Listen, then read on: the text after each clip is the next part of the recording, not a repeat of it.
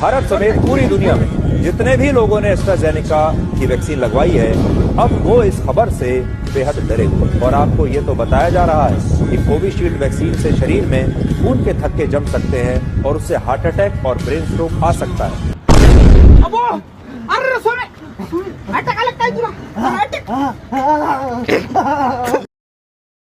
सोम्या, हा तू तर लस घेतली नव्हतीस ना रे? अरे मी तर लसच घेतली नव्हती.